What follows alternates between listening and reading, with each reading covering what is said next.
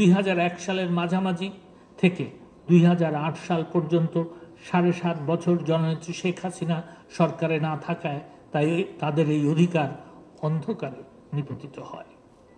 এরপর 2009 সালে জননেত্রী শেখ হাসিনা দ্বিতীয়বার ক্ষমতায় এলে আইনি সহায়তা কার্যক্রম পুনরায় আলোর মুখ দেখে।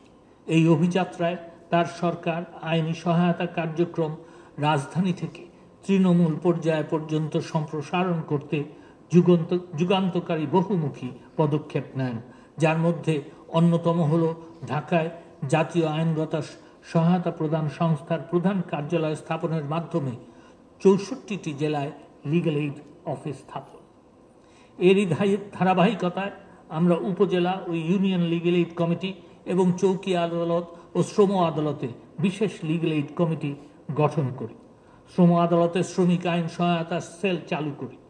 আবার দরিদ্র অসহায় মানুষ যাতে দেশের সর্বোচ্চ আদালতে এসে ন্যায় বিচার পান, সেজন্য 2015 সালে সুপ্রিম কোর্টে আনুষ্ঠানিকভাবে লিগ্যাল এইড অফিসের কার্যক্রম শুরু হয়।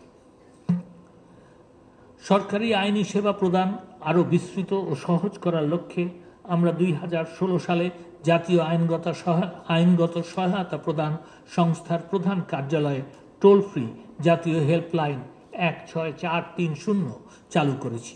এছাড়া লিগ্যাল এইড কার্যক্রমকে জোরদার করতে প্রতিটি লিগ্যাল এইড অফিসে একজন করে জুডিশিয়াল অফিসারকে পূর্ণকালীন লিগ্যাল এইড অফিসার হিসাবে পদায়ন করা হয়েছে।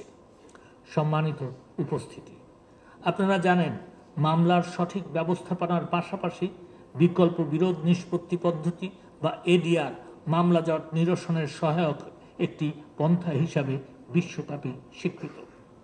জার্মান সরকারের উন্নয়ন সংস্থা GIZ এর এক সমীক্ষায় দেখা যায় বাংলাদেশের 87% স্থানীয় পর্যায়ে বিরোধ নিষ্পত্তিতে আগ্রহী এবং শতকরা 30% নাগরিক প্রাথমিক দণ্ডের কারণে প্রতিবেশীর সাথে ছোটখাটো বিরোধ বা মারামারি যা স্থানীয়ভাবেই নিষ্পত্তিযোগ্য।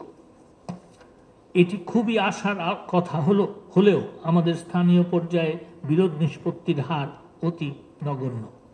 এর মূল কারণ সামাজিক পরিবর্তন, সামাজিক উন্নয়ন, মানুষের ব্যস্ততা এবং মধ্যস্থতাকারীদের প্রতি আস্থার অভাব।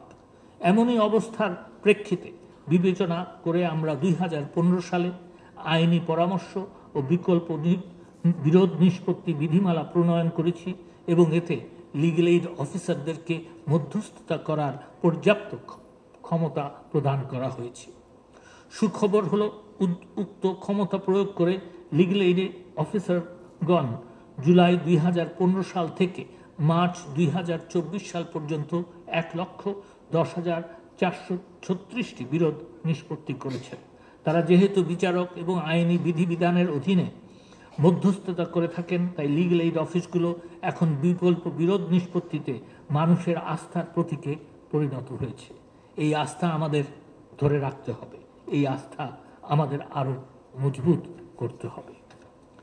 সম্মানিত সুধীবৃন্দ, মাননীয় প্রধানমন্ত্রী শেখ হাসিনার বলিষ্ঠ নেতৃত্বে আইনের শাসন ও মানবাধিকার প্রতিষ্ঠা সহ সকল ক্ষেত্রে বাংলাদেশ এগিয়ে যাচ্ছে।